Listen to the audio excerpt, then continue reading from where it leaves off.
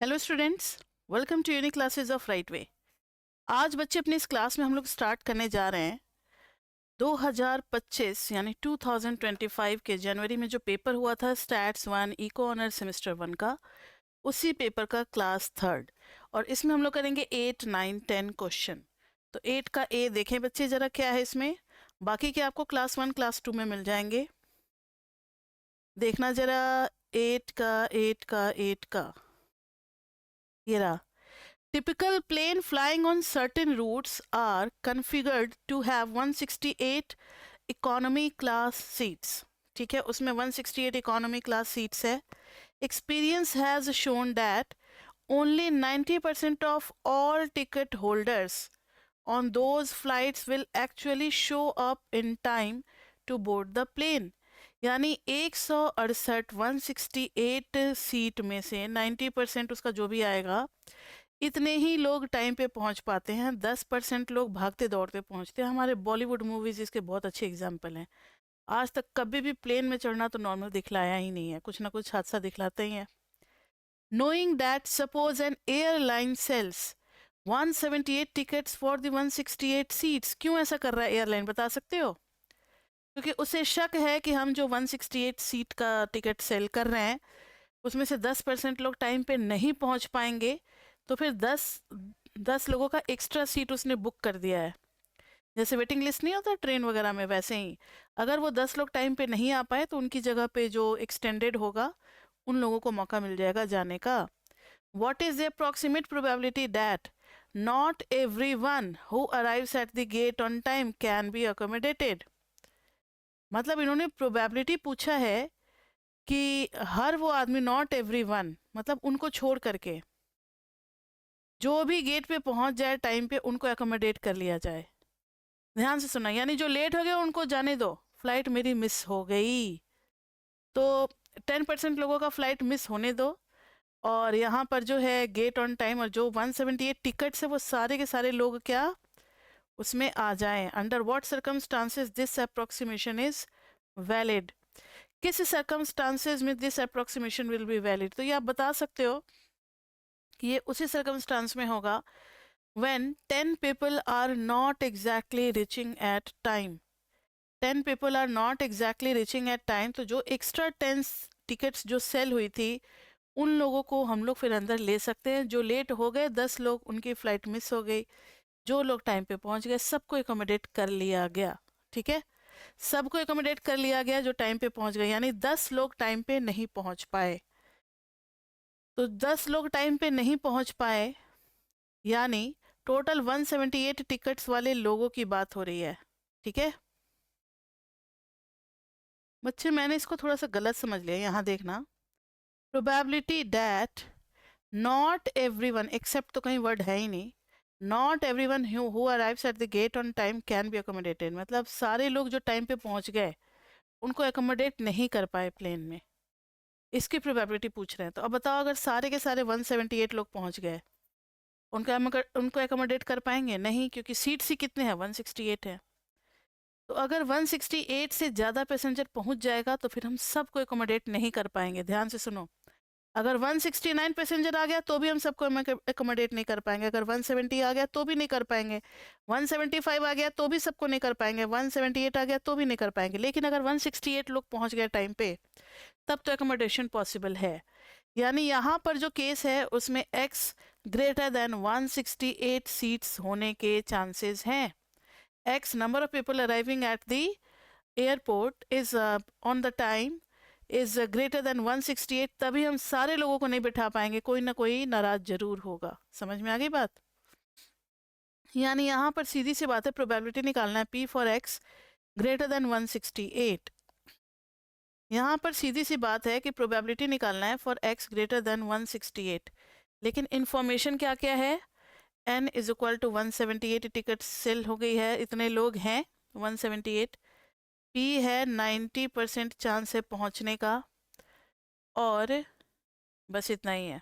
अब ध्यान से सुनो, n इंटू पी, n तो काफ़ी बड़ा है, 178 है, बाइनोमियल तो यूज़ करने का सवाल ही नहीं उठता। बाइनोमियल हम ज़्यादा से ज़्यादा कहाँ तक यूज़ करते हैं, 15, 20, 25 तक चलो यूज़ कर लेंगे, लेकिन 25 के ऊपर तो फिर सही नहीं रहेगा ना। 30C14, सोचो कितना कैलकुलेशन लंबा हो जाएगा। तब हमें पॉइसन या नॉर्मल यूज़ करना चाहिए। अब यहाँ पर इंटरवल है, तो यहाँ पर नॉर्मल यूज़ करेंगे या क्या यूज़ करेंगे उसके लिए देखो। NP करेंगे तो 178 इंटू 0.9, ये आ जाएगा 160.2। NQ करेंगे, ये आ जाएगा 178 पॉइंट इंटू 0.1, 17.8। गौर से देखो, कंडीशन एक मैंने पढ़ाया हुआ है चैप्टर 4 में, NP is greater than equal to 10, NQ is greater than equal to 10, तो हम लोग बायनोमियल अप्रोक्सीमेशन टू नॉर्मल पे चले जाते हैं, बायनोमियल टू नॉर्मल शिफ्ट हो जाते हैं, यानी वही आंसर आएगा जो नॉर्मल में शिफ्ट करने पे आएगा। तो probability for x greater than equal to 168, equal to नहीं लगाएंगे बच्चे, इक्वल टू नहीं लगेगा यहाँ पे। 168 से ज़्यादा होगा तभी हम सबको अकोमोडेट नहीं कर पाएंगे, इक्वल टू होगा तब तो सारे हो जाएंगे, पॉसिबल हो जाएगा। तो यहाँ पर आ जाएगा P for Z greater than, अब ध्यान से सुनो, नॉर्मल में मान लो ये है, एवरेज कितना है 160.2, ये x की वैल्यू है, तो 168 इसके आगे होगा। अब हमें इसके आगे की प्रोबेबिलिटी चाहिए बच्चे, ध्यान से सुनना, आगे की प्रोबेबिलिटी चाहिए। 168 तो ले नहीं सकते, इसके आगे चाहिए, तो थोड़ा सा बायनोमियल में कहता है ना कि 0.5 आप ऐड करके आगे चले जाओ तो उसके आगे का आ जाएगा। अगर पहले का निकालना होता तो 0.5 माइनस करते, अगर 168 नहीं चाहिए तो फिर 0.5 बस उसमें ऐड कर दो। तो P Z greater than 168.5 with mu is equal to कितना 160.2, और स्टैंडर्ड डेविएशन कितना हो जाएगा, standard deviation is equal to root under NPQ। NPQ करेंगे तो रूट अंडर 178 इंटू 0.9 इंटू 0.1, तो 9 इसको करोगे तो 9 8 जा कितना हो जाएगा, ये कैलकुलेटर है ना, कर दो। 178 इंटू 0.9 इंटू 0.1, ये पूरा आ गया 16.02, लगभग 16 आ गया, जिसको कि हम लोग 4 ले सकते हैं। तो स्टैंडर्ड डेविएशन 4 ले लिए, तो अब इसको कन्वर्ट कर देंगे ना, P Z for greater than Z1, और Z1 निकाल लेंगे। Z1 क्या हो जाएगा 168.5 minus 160.2 upon standard deviation is 4, कितना आ गया 8.3 बाई 4, 2.075। तो Z इज ग्रेटर देन 2.075, उससे ज़्यादा चाहिए, तो ज़्यादा चाहिए तो 1 माइनस 5 ऑफ 2.075 करेंगे, इसको जब माइनस करोगे तो पूरा आ जाएगा 0.0188, ये एरिया आप टेबल में से देखेंगे। ये प्रोबेबिलिटी आ गई, समझ में आ गई बात। अंडर व्हाट सर्कमस्टांसेस का भी आप पूरा एक्सप्लेनेशन लिख दोगे कि if number of passengers arriving at the boarding place on the time is greater than 168, then all the passengers can't be accommodated in the plane. So x is greater than 168. Okay. अब आ जाओ question number 8B पे, 8B पे, 8B, ये रहा। The cross-sectional area of a plastic tube for watering plants is normally distributed with, ये mu होगा, mu is equal to 12.5 millimetre square and sigma is equal to 0. ठीक है, mu और standard deviation दिया हुआ है। When the area is less than 12 millimetre square और greater than 13, मतलब ये रेंज है, अगर 12 से कम हो या 13 से ज़्यादा हुआ, the tube does not fit properly in the hose, hose में फिर फिट नहीं हो पाएगा ट्यूब, अगर साइज बहुत छोटा हो गया या बहुत बड़ा हो गया। बहुत छोटा होने का क्राइटेरिया क्या, अगर 12 मिलीमीटर स्क्वायर से कम हो गया उसका एरिया, क्रॉस सेक्शनल एरिया, तो भी नहीं फिट आएगा, छोटा पड़ जाएगा, और अगर 13 मिलीमीटर स्क्वायर से ज़्यादा हो गया तो भी लूज हो जाएगा, तो फिट नहीं करेगा properly. If the tubes are shipped in boxes of 1000, how many wrong sized tubes per box can seller expect to find? ये तो एक्सपेक्टेंसी की बात हो गई, पहले तो हमें ये प्रोबेबिलिटी निकालना है कि क्या प्रोबेबिलिटी है कि एक पाइप जो है वो डिफेक्टिव हो, जो फिट ना करे, with given mu and standard deviation. उसके ऐसे उसको 1000 से मल्टीप्लाई कर देंगे तो 1000 में कितने ऐसे पाइप निकलेंगे डिफेक्टिव वाले, वो पता लग जाएगा। समझ में आ रही है बात? हाँ जी, तो चलो करते हैं। तो सबसे पहले हमें प्रोबेबिलिटी ये निकालना है, जब x is less than 12 and x is greater than 13, लेकिन नॉर्मली डिस्ट्रीब्यूटेड है, mu is equal to 12.5 and standard division is equal to 0.2 दिया हुआ है। तब देखो ना, तब क्या करेंगे? सबसे पहले प्रोबेबिलिटी, तो इसको Z1 में कन्वर्ट करेंगे और इसको Z2 में कन्वर्ट करेंगे। तो Z1 is equal to 12 minus 12.5 upon standard division 0.2 and Z2 is equal to 13 minus 12.5 upon 0.2। ये कितना हो गया? Minus 0.5 by 0.2। डेसिमल डेसिमल उड़ा, माइनस 2 2 जा 4, 2.5।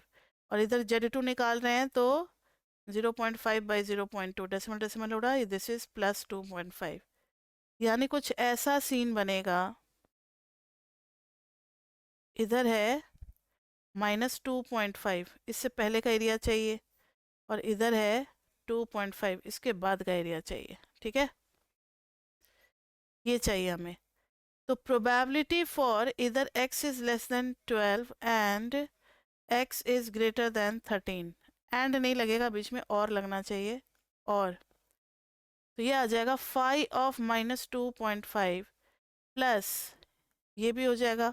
वैसे ये सिमेट्रिकल होता है तो एक काम कर सकते हैं, 5 ऑफ माइनस 2.5 छोड़ करके 2 इंटू 1 माइनस 5 ऑफ 2.5 भी कर सकते हैं। जो ये एरिया होगा वही एरिया तो ये भी होगा, तो दोनों सेम नहीं है, तो इस एरिया को क्या लिखते हैं? 1 माइनस 5 ऑफ 2.5। पूरा सॉल्व करके प्रोबेबिलिटी निकालेंगे तो 5 ऑफ 2.5 कितना आएगा प्रोबेबिलिटी में, देखना जरा। इन्होंने निकाला हुआ है क्या? इनका तो कुछ मुझे समझ में नहीं आता, कुछ भी कर देते हैं ये। 5 ऑफ 2.5 चाहिए हमें। रुक जाओ, मुझे बुक लाने दो।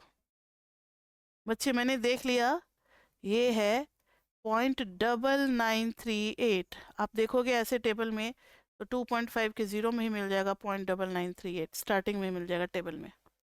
अब इसको सॉल्व करके बताओ कितनी आ रही है प्रोबेबिलिटी।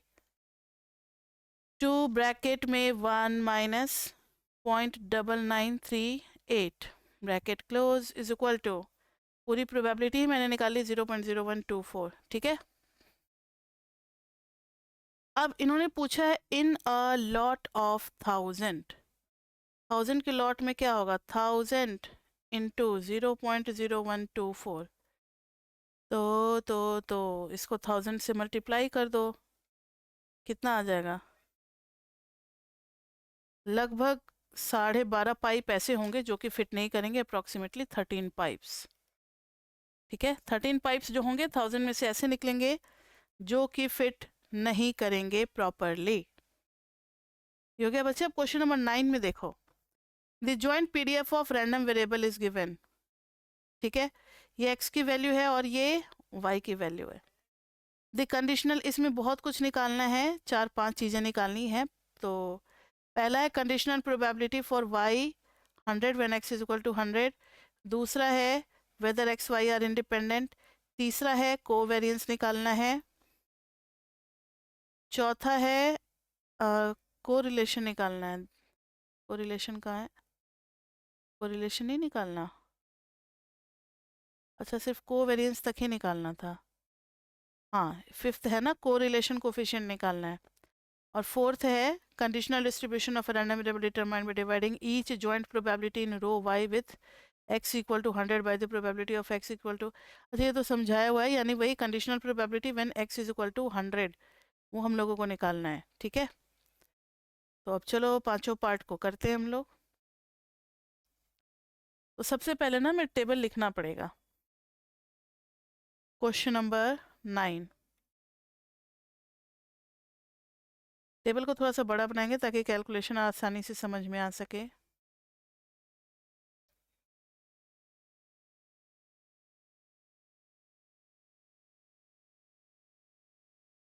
इधर है 0, इधर है 100, 200, और इधर निकालेंगे px। ध्यान से देखो,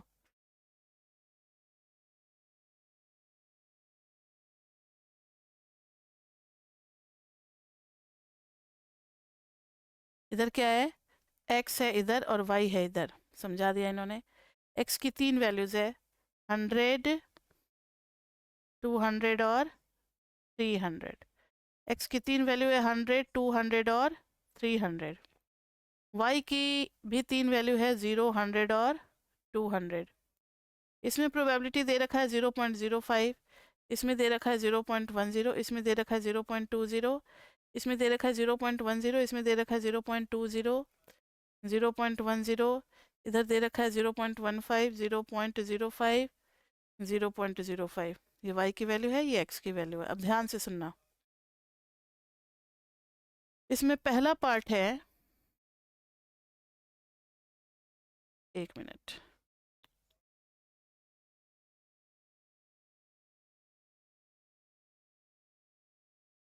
इसमें 2 रो छोड़ देना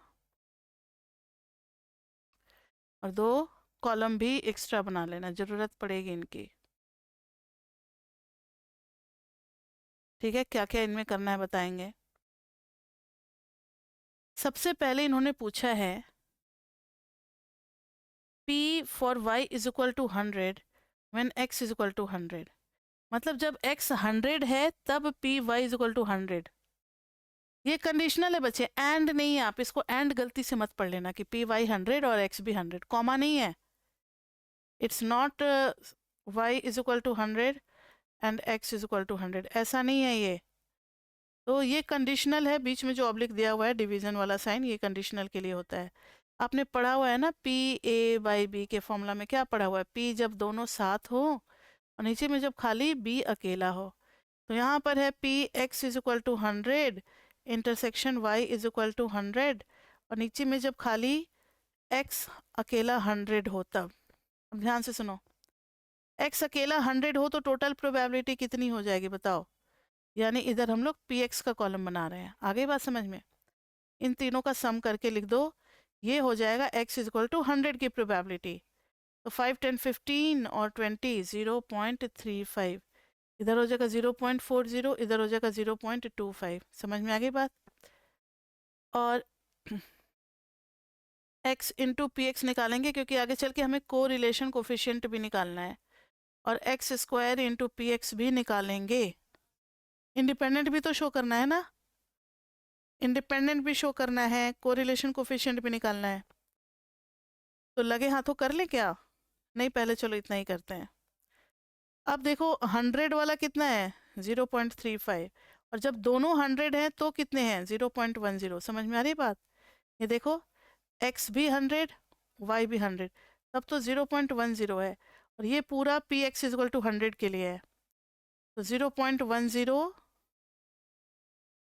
बाई 0.35 आएगा, यानी 2/7। ठीक है।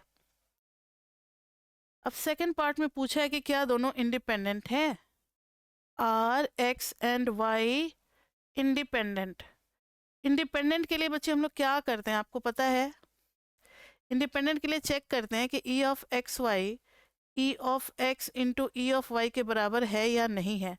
और ये काम हमें करना ही पड़ेगा क्योंकि कोवेरियंस भी पूछा हुआ है। तो थर्ड पार्ट में कोवेरियंस का फॉर्मूला ही यही होता है, E of x Y minus E of x into E of Y. तो चलो निकालते हैं। सबसे पहले ई ऑफ एक्स निकल जाएगा क्योंकि पी एक्स है ही हमारे पास और एक्स भी है ही। तो 100 इंटू 0.35 कितना हो गया 35। 200 इंटू 0.40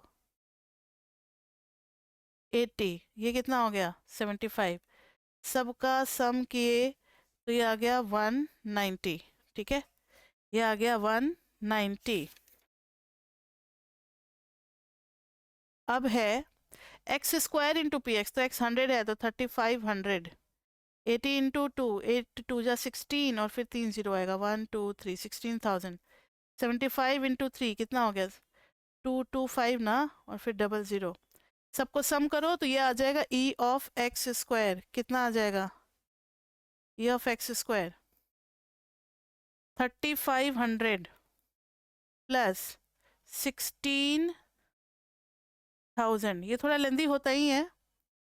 22500 इज इक्वल टू 42,000। ठीक है, ये हो गया एक्सपेक्टेंसी ऑफ एक्स स्क्वायर। वैसे ही अब वाई के लिए करेंगे, ध्यान से सुनो।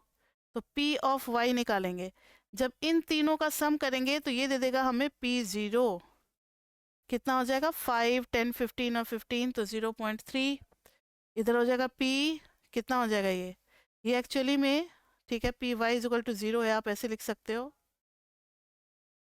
P for Y is equal to 0 है ये P for Y is equal to 100 निकल रहा है, और ये P for Y is equal to 200 निकल रहा है। वैसे ही आप इसको लिख सकते हो, ये P for x is equal to 100 है, ये P for x is equal to 200 आया है, और ये P for x is equal to 300 आया था।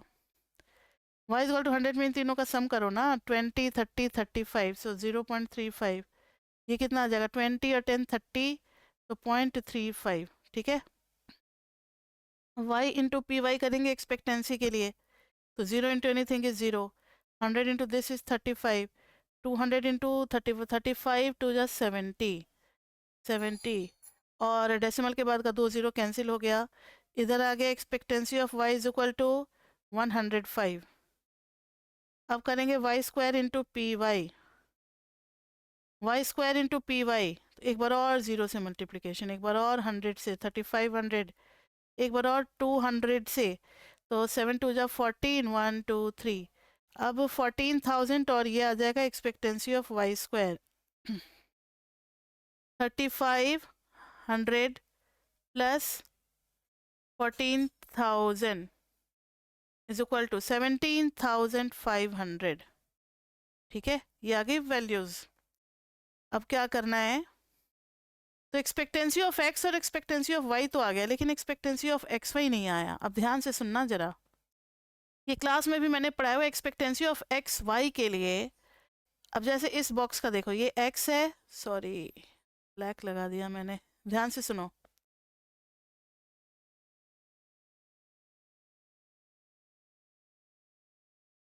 हाँ, ये एक्स है, अगर इस वाले बॉक्स पे जाते हैं, ये एक्स है, ये क्या है, जरा इस एल को देखो जरा, इस एल के लिए ये पी हो गया प्रोबेबिलिटी, ये x हो गया, ये y हो गया, तो p into X into Y कर रहे हैं हम लोग। तो समीशन ऑफ सारा अगर एक्स वाई को उसकी प्रोबेबिलिटी से मल्टीप्लाई करोगे तो ये किसकी एक्सपेक्टेंसी निकलेगी, एक्सपेक्टेंसी ऑफ एक्स वाई। तो हर बॉक्स के साथ ऐसे करना, जैसे इसकी बारी आएगी तो 0.10 इंटू 200 इंटू 200, वैसे ही ये 0.20 है इंटू 100 इंटू 200, तो ऐसे ही हर बॉक्स को मल्टीप्लाई करना है। अच्छा एक बात और, ये बॉक्स, ये बॉक्स और ये बॉक्स, इसमें 0 आएगा क्योंकि y की वैल्यू क्या है, 0 है। तो सिर्फ 6 समेशन आएंगे, 1 2 3 1 2 3, करें। तो ध्यान से सुनो, expectancy of x Y is equal to, first row में चल रहे हैं, तो 0 इंटू 0.05 इंटू, रुक जाओ, पहले एक्स वाई ऐसे लिखना है, double summation p into X into Y, ठीक है, p इंटू एक्स वाई। तो देखो p है 0.05, इसका x है 100, इसका y है 0, ठीक है। उसके बगल वाले राइट वाले बॉक्स में देखो आप, तो p है 0.10, x है 100 और y है 200। आप आराम से पॉज करके आप अपने देख सकते हो, कोई दिक्कत नहीं है। 0.2 इंटू 100 इंटू 200 है। अब नेक्स्ट रो में आ जाओ, अभी सम कंटिन्यू कर रहा है, सारे 9 बॉक्सेस का सम लिखेंगे।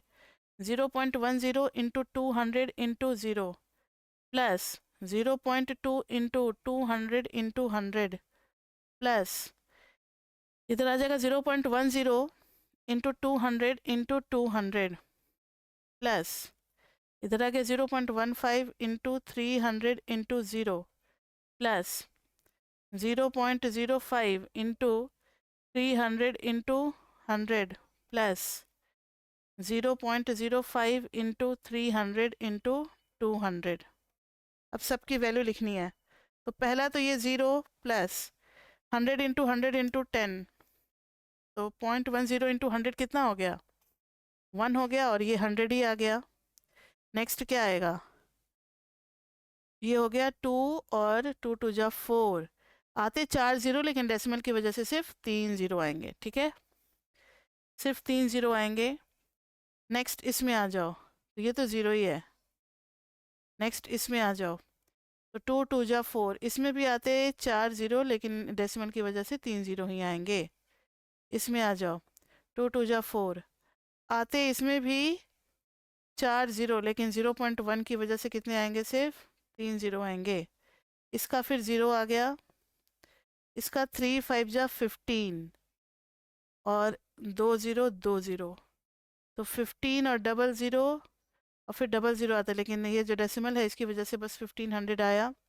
नेक्स्ट है 3 2 जा 6 5 जा 30, 30 और फिर 4 0 आते हैं, लेकिन 2 डेसिमल है इसलिए सिर्फ 2 0 आए। ठीक है, अब इनको ऐड करो जरा, क्या आ रहा है, ऐड करो तो 4 4 4 4 3 जा 12,000, 12,000 और 3 15,000, तो ये हो गया 15,000, और ये कितना हो गया,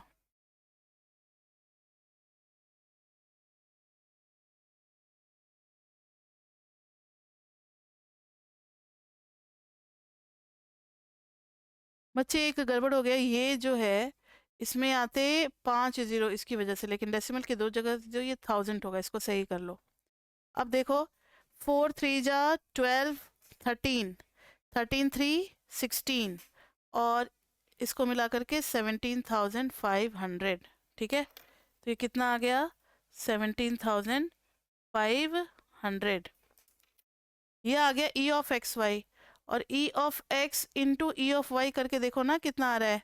ई of x into E of y लाए हैं, यस, ये रहा 105 ई वाई और 190, 190 इंटू 105 करके देखो, 190 इंटू 105 क्या आ रहा है, 190 इंटू 105 इज इक्वल टू 19950। तो दोनों सेम नहीं है ना, तो लिखेंगे since e of xy is not equal to ex into ey, so not independent, so not independent। ठीक है, अब थर्ड पार्ट पे आ जाओ, कोवेरिएंस निकालने को पूछा था, तो कोवेरिएंस का फॉर्मूला क्या होता है, अब सारा कुछ हम लोगों के पास है, बस पुट कर देना। कोवेरिएंस का फॉर्मूला हो जाता है expectancy of x Y minus E of x into E of Y. तो एक्सपेक्टेंसी ऑफ एक्स वाई था 17,500 माइनस 19950, कितना आएगा, नाउ सी, तो ये आ जाएगा -2450, कोवेरिएंस आ गया। अब फोर्थ में पूछा है कोरिलेशन, फोर्थ पार्ट को बाद में करेंगे, कंडीशनल को पहले कोरिलेशन कर लेते हैं, फिफ्थ पार्ट। ठीक है, फोर्थ को थोड़ा अच्छे से एक्सप्लेन करेंगे, अलग से करेंगे। आर का फॉर्मूला होता है covariance of x y upon standard division of x into standard division of y, और वेरिएंस ऑफ वाई एक्स का फॉर्मूला क्या होता है, E of x square minus E of x का होल स्क्वायर। तो बताओ ना, ई ऑफ एक्स स्क्वायर क्या निकाला हुआ है हम लोगों ने, टेबल में निकाला हुआ है बच्चे, ये रहा 42,000 और ये है 190, तो 42,000 माइनस 190 का स्क्वायर, 42,000 माइनस 190 का स्क्वायर, देखो तो कितना आता है, 42,000 minus bracket 190 square bracket close is equal to 5900। तो स्टैंडर्ड डिवीजन ऑफ एक्स कितना आ गया, under root answer, this is 76.81। ठीक है, वैसे ही हम लोग वेरिएंस ऑफ वाई निकालेंगे, expectancy of Y square minus expectancy of y का होल स्क्वायर। लास्ट के क्वेश्चन लेंदी होते ही हैं क्योंकि चैप्टर 5 से होते हैं ना, तो expectancy of Y square minus expectancy of y whole square, देखो एक्सपेक्टेंसी ऑफ वाई स्क्वायर निकाला हुआ है 17,500, और ये है 105, 17,500 और 105, 17,500 माइनस 105 का स्क्वायर, 17,500 कैलकुलेटर पे करो, माइनस 105 का स्क्वायर, ये आ रहा है 6475। तो स्टैंडर्ड डिवीजन ऑफ वाई कितना आ रहा है, 80.47। 6। तो देखो ये रहा, ये रहा, और कोवेरियंस हमने निकाला ही था, ये रहा। तीनों को बस पुट कर देना है, सामने में है इसीलिए मैंने पहले यही निकाल लिया था। अब कोरिलेशन कोफिशिएंट आ जाएगा -2450 by standard deviation of x is 76.81 into 80.46। तो 2450 divided with 76.81 then again divided with 80.46, this is 0.396। ये आ गया माइनस साइन के साथ, तो नेगेटिव कोरिलेशन है और वो भी -0.396 का। ये हो गया फिफ्थ पार्ट। अब फोर्थ पार्ट पे आते हैं जो कि कंडीशनल डिस्ट्रीब्यूशन निकालने को बोला था। फोर्थ पार्ट में है P y when x is equal to 100। इसका डिस्ट्रीब्यूशन निकालना है बच्चे, तो ध्यान से सुनो। पी वाई में be anything but x must be 100 only, और अपॉन में P for x is equal to 100। तो बच्चे देखो पी वाई तो कुछ भी हो सकता है। वाई की कितनी वैल्यूज हैं हमारे पास? वाई की वैल्यूज है 0, 100, 200, कुछ भी हो सकता है, 0, 100, 200, but x is fixed to be 100। और नीचे में आ गया कितना, सॉरी यहाँ पर ये नहीं देंगे, इंटरसेक्शन, और नीचे में आ गया p for x is equal to 100। P x is equal to 100 हम लोगों ने निकाला हुआ है बच्चे, अगर आप ध्यान दोगे तो देखो, तो P x is equal to 100 निकाला हुआ है। ये क्या है जिसको अभी हम ब्लू से शेड करने जा रहे हैं, उसका जरा देखना।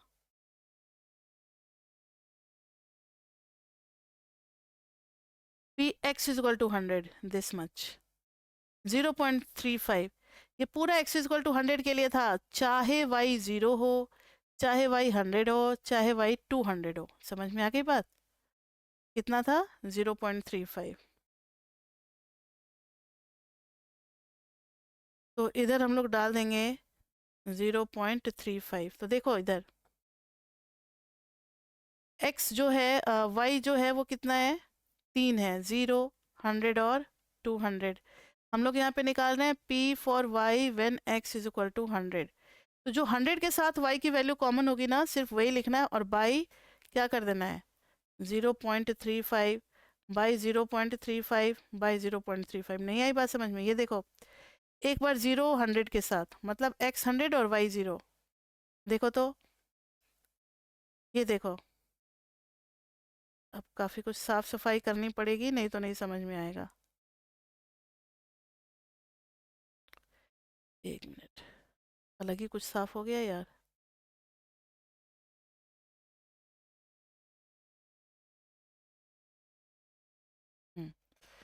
ज़्यादा ही साफ हो गया, इधर देखो।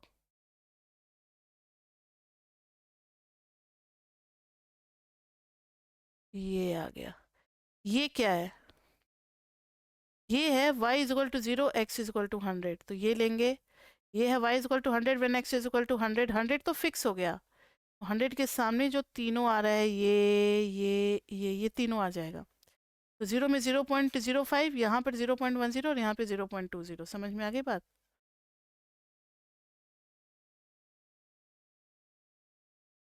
तो प्रोबेबिलिटी यहाँ पर आ जाएगा 0.05, यहाँ पर आ जाएगा 0.10 और यहाँ पे आ जाएगा 0.20। यही हो गया, ये हो गया conditional distribution for y when x is equal to 100। ये था बच्चे हमारा कौन सा क्वेश्चन था? ये क्वेश्चन नंबर 9। मेरे ख्याल से 9 में इतना वक्त लग गया, 9 का ए और बी तो नहीं होना चाहिए। 9 का ए और बी है भी नहीं बच्चे, देखो ना 9 सिर्फ 9 ही है, अकेला एक लेंदी सा क्वेश्चन पूछा। अब सीधा आते हैं हम लोग 10th ए पे। 10th ए में जॉइंट डिस्ट्रीब्यूशन दे रखा है फंक्शन एक्स और वाई का। मार्जिनल पीडीएफ ऑफ एक्स और वाई निकालना है, प्रोबेबिलिटी ये निकालना है, और शो डैट, अच्छा दो ही चीज़ें हैं 10th के ए में। और ये हमारा एक्स और वाई, ये रेक्टेंगुलर कोऑर्डिनेट सिस्टम है बच्चे, एक्स भी फिक्स्ड है, वाई भी फिक्स्ड है। चलो ये अच्छी बात है कि कोई किसी का फंक्शन नहीं है, कोई कंडीशन नहीं दिया हुआ है, तब तो हम लोग बिल्कुल फ्री है ना लिमिट लेने के लिए। चैप्टर 5 में पढ़ा हुआ है, तो लिमिट लेने के लिए बिल्कुल फ्री है। तो इस क्वेश्चन को करते हैं हम लोग।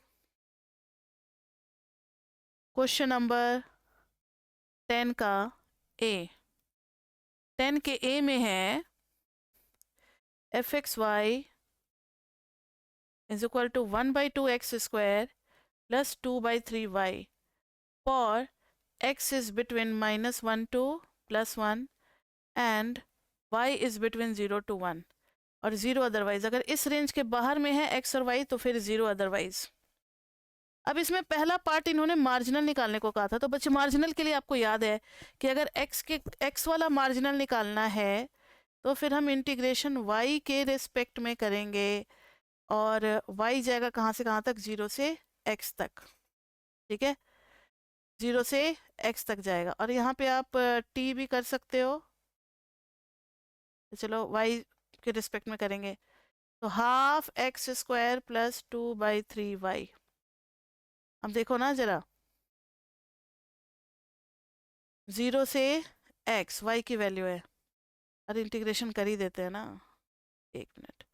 इंटीग्रेशन करेंगे तो x² will be regarded as constant, तो x² y/2 plus 2/3, then y integration of y will be what, y²/2, and now lower limit of y is 0, upper limit of y is x। क्योंकि जब भी हम function निकालते हैं ना marginal, there is one variable always there, that is x। इसको constant नहीं रख सकते। Now see what are these values, these are values of y, so we have to put in y only, no need to make change in x। so x² in place of y पहले x आएगा, x² तो था ही, एक और x आने से ये क्या बन जाएगा, x³/2 प्लस 2 कैंसिल हो गया, y की जगह पे x डालोगे तो x²/3 और 0 डालोगे तब 0, ये आ गया x³/2 प्लस x²/3। ठीक है, ऐसे ही हम f(y) निकालेंगे, उसमें इंटीग्रेट कर देंगे 0 से x और f(x)y और विथ रिस्पेक्ट टू क्या कर देंगे, dx करेंगे और फंक्शन क्या है, x²/2 प्लस 2/3y है। तो देखो ना, x² का इंटीग्रेशन करेंगे तो x³/3 नीचे में आएगा तो 3 2 जा 6 हो जाएगा। 2y है तो 2y के साथ x आ जाएगा और by 3 इसमें डाल देंगे हम 0 to x, तो x³/6 प्लस 2x²/3, 0 0 तो 0 ही हो गया। ठीक है, ये आ गया हमारा। कुछ गलत नहीं कर दिया मैंने? हाँ जी, गलत किया ना, x के रिस्पेक्ट में इंटीग्रेट कर रहे हैं और डालेंगे क्या, y तक डालेंगे ना, तो यहाँ पे y का आएगा लिमिट x², हाँ x की जगह पे y डालना है, जस्ट वेट। तो यहाँ पे आ जाएगा y³/6 प्लस 2y²/3 और 0 डालेंगे तब तो 0। बच्चे यहाँ पे ना थोड़ा सा करेक्शन कर लो। क्या करेक्शन करना है कि ये जो मार्जिनल निकाल रहे हैं ना y, तो y की पूरी लिमिट ले जानी है हमें, y की पूरी लिमिट ले जानी है। CDF थोड़ी है कि x तक निकालेंगे, y की पूरी लिमिट को हम लोग एग्जॉस्ट करेंगे, y 0 to 1। ठीक है, तो एक मिनट रुक जाओ, यहाँ पर है y = 0 to 1, जस्ट वेट। अब y की जगह पे 1 डालेंगे तो आ जाएगा x²/2 और यहाँ पर आ जाएगा y की जगह पे 1 डालेंगे तो 1/3 और y 0 डालेंगे तब तो y। क्यों? क्योंकि जब मार्जिनल कैसे ये आया, कहोगे मैम आपके दिमाग में अचानक से कैसे आ गया कि कुछ गलत कर रहे हो? कुछ गलत इसलिए कर रहे थे क्योंकि जब मार्जिनल डिस्ट्रीब्यूशन ऑफ x है तो इसमें y का तो कोई रोल है ही नहीं, तो सिर्फ x का ही होगा, तो y तो पूरा एग्जॉस्ट करना पड़ेगा ना, y को पूरा 1 तक ले जाएंगे। अब उसी तरीके से इसका x का भी वैल्यू मेरे ख्याल से 0 to 1 ही है क्वेश्चन में दोनों। अच्छा, y 0 to 1 था लेकिन x -1 to 1 है, अच्छा हुआ देख लिए। नहीं, x की वैल्यू पूरी की पूरी -1 to 1 एग्जॉस्ट करेंगे हम लोग मार्जिनल डिस्ट्रीब्यूशन ऑफ y के लिए। तो यहाँ पर हो जाएगा -1 to 1। ठीक है, -1 to 1, तो ये हो जाएगा, मैंने इंटीग्रेशन कर दिया है क्या, x³/6 2yx/3, 1 डालेंगे x की जगह पे तो 1/6 प्लस 2y/3, और जब -1 डालेंगे तो -1/6 और -2y/3, तो बाहर निकलेगा तो प्लस हो जाएगा। ठीक है, प्लस हो जाएगा तो 2/6 यानी 1/3 प्लस 4/3y, ये आ गया, ये हो गया। अब देखिए जरा इसका सेकंड पार्ट क्या था। ठीक है, तो आप ये गलती मत करना जो मेरे से हो रहा था, मुझे लगा सीडीएफ निकाल रहे हैं या फिर कोई फंक्शनल फॉर्म है, लेकिन ये बिल्कुल सिंपल सा था। सीडीएफ नहीं निकाल रहे हैं हम लोग, मार्जिनल निकाल रहे हैं। मार्जिनल में जैसे एक्स का निकालना है तो वाई पूरा एग्जॉस्ट करेगा, वाई अपना पूरा वैल्यू पुट कर देगा, और अगर वाई का निकाल रहे हैं तो एक्स अपनी पूरी वैल्यू ले लेगा। ठीक है, और एक्स के रिस्पेक्ट में इंटीग्रेशन होगा, ऑपोजिट होता है, ये सब मैंने क्लास में बताया हुआ है। अब आगे देखो, बी में है find P x greater than 0 and y less than 1/2। P for x greater than 0 and y less than 1/2। तो देखो ना, x की वैल्यू जो है वो -1 से 1 है, तो इस बात का ध्यान रखना। डबल इंटीग्रेशन, और फंक्शन है 1/2 एक्स स्क्वायर प्लस 2/3y।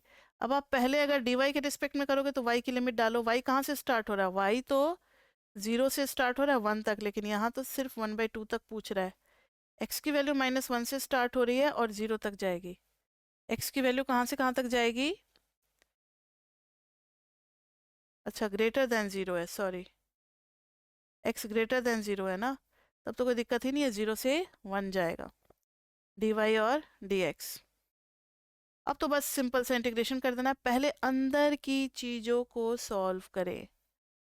तो 0 to 1 अंदर इंटीग्रेट करेंगे तो x² y/2 प्लस 2/3y² 2, और इसमें हम डालेंगे 0 से हाफ dx, ये 2 कैंसिल। अब इसमें जब हाफ डालेंगे, किसकी जगह पे हाफ डालेंगे? y की जगह पे हाफ डालेंगे। x² हाफ आएगा, नीचे में 2 है तो 4 हो जाएगा, और यहाँ पर y की जगह पे हाफ डालेंगे तो 1/4 1/12 हो जाएगा, है ना? y की जगह पे डाल रहे हैं ना, हाँ जी, तो ये हो जाएगा 1/12। और फिर dx करेंगे तो ये हो जाएगा x³/12। क्या हो जाएगा ये?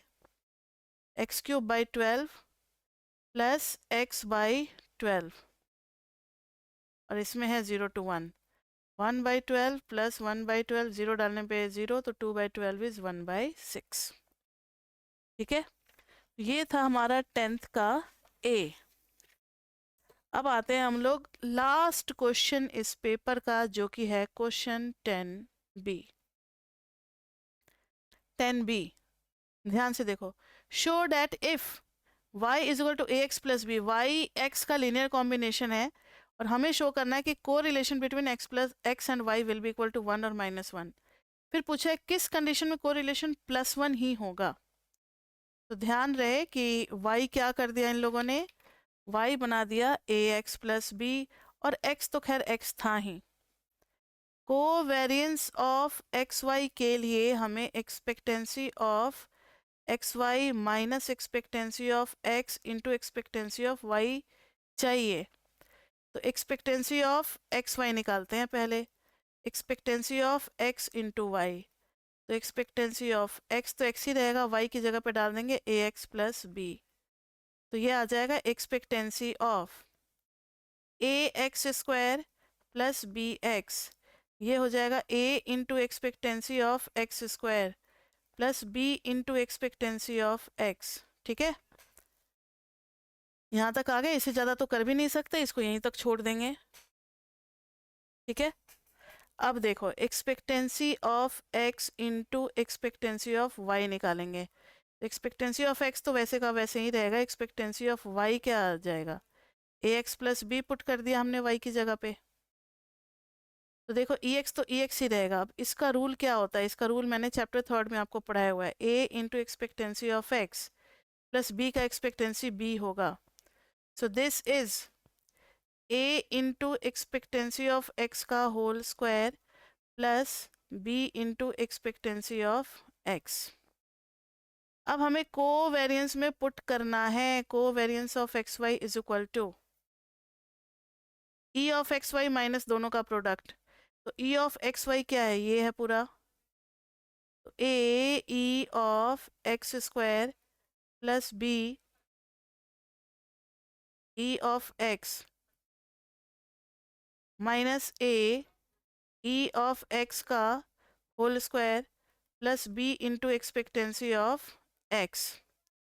नाउ सी, ए कॉमन ले लेंगे, ए यहाँ भी है, ए यहाँ भी है, तो अंदर में क्या आ जाएगा, expectancy of x square minus expectancy of x का होल स्क्वायर। अब बी यहाँ भी है और बी यहाँ भी है, बी कैंसिल ही हो गया क्या, अरे वाह बहुत बढ़िया, बी कैंसिल हो गया, कोवेरिएंस ऑफ एक्स वाई आ गया। तो कोवेरिएंस को रख लो, क्योंकि कोरिलेशन के फॉर्मूले में कोवेरिएंस की जरूरत पड़ेगी। कोरिलेशन का फॉर्मूला ध्यान में है, correlation is equal to covariance of x y upon standard deviation of x into standard deviation of Y.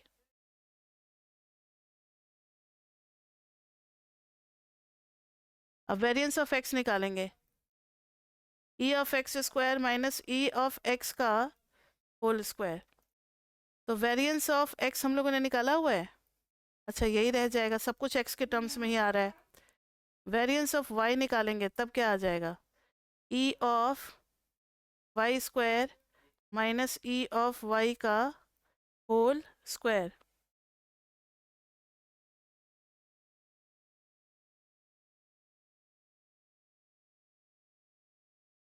अच्छा, और ये करने की जरूरत नहीं है क्योंकि वाई दिया हुआ है, वेरिएंस ऑफ वाई की जगह पे हम लोग सीधा ए एक्स प्लस बी डाल देते हैं और प्रॉपर्टी लगा देंगे कि ए आएगा तो a square into variance of x और बी का हो जाएगा 0। और अब डालेंगे हम लोग कोरिलेशन में, कोरिलेशन का फॉर्मूला होता है covariance of x y upon standard deviation of x into standard deviation of Y. तो कोवेरिएंस ऑफ एक्स वाई क्या हो गया, a into expectancy of x square minus expectancy of x का whole square. नीचे under root में आएगा बच्चे, ध्यान देना, अंडर रूट में आएगा, इसको वेरिएंस ऑफ एक्स ही रहने दो, कोई दिक्कत नहीं है। अंडर रूट में आएगा variance of y into variance of x, so a square into variance of x, ये हो गया वेरिएंस ऑफ वाई, और वेरिएंस ऑफ एक्स ही रहा। और गौर से अगर देखो तो कोवेरिएंस पे हमने ध्यान नहीं दिया था, अगर ध्यान देते तो ये भी किसी ना किसी फॉर्मूला से मैच कर रहा है।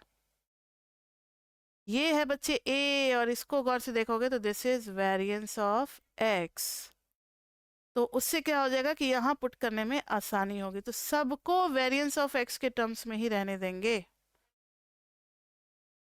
अब देखो ऊपर में तो a into variance of x है, अब जब under root of x square करते हैं तब प्लस माइनस दोनों आता है, तो इसलिए जब ये ए स्क्वायर बाहर निकलेगा तो मॉड ए बन के बाहर निकलेगा। वेरिएंस ऑफ एक्स 2 बार है तो ये वेरिएंस ऑफ एक्स रहेगा, ये कैंसिल, ए बाई मॉड ए +1 हो सकता है अगर ए पॉजिटिव हुआ तो, -1 होगा अगर ए नेगेटिव हुआ तो, क्योंकि mod a is equal to minus a होता है अगर ए नेगेटिव है, इतना तो एमएमई में पढ़ रखे हो।